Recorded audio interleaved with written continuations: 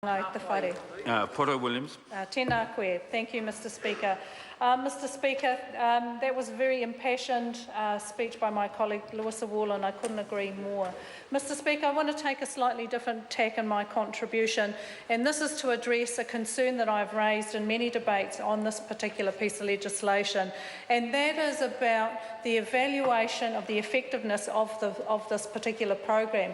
Because frankly, Mr Speaker, we have not seen any evaluation that this program actually does what it has been designed to do.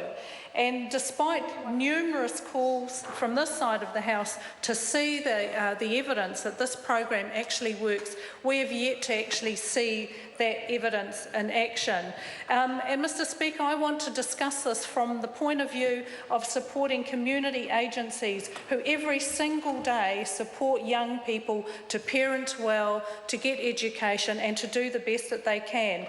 Every single agency that I've ever worked for as a community services person has had to, if they have any contributing government funding, have had to have a stringent requirement that the programs that they deliver are not only evaluated, but they are evaluated towards their effectiveness.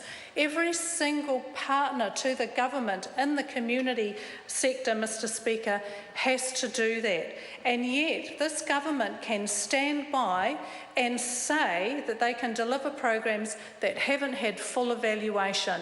We do not know that this program actually will deliver what it says it is going to deliver. And yet the government requires community partners every single day to jump through hoops to ensure that they can get contributory funding, not full funding from the government, but contributory funding.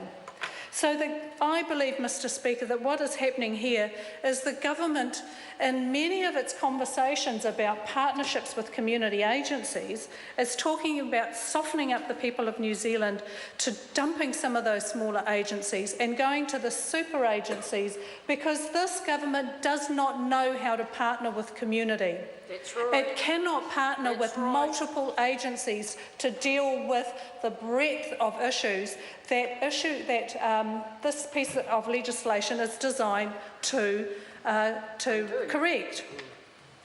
This government just doesn't know how to have a relationship with community. So they set up these super agencies, bypass all of the good work that our community agencies have been required to do year in, year out, because they do not know how to have relationships with communities. They do not know that the complexity of issues that surround young people who are wanting to get into education or employment or parent well is not just about reaching NCEA level 2. It is, as my colleague says, it is about getting into decent housing that they know that they can be in for a period of time that they determine, that they can build connections into their communities, that is actually what sits at the heart of sustainability. And that's what will develop those young people into people who can be good parents and go on to have fulfilling lives.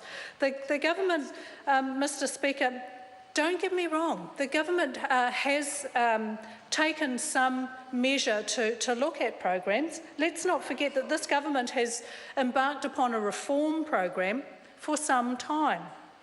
I recall 2011-2012 when this government started looking at vulnerable children.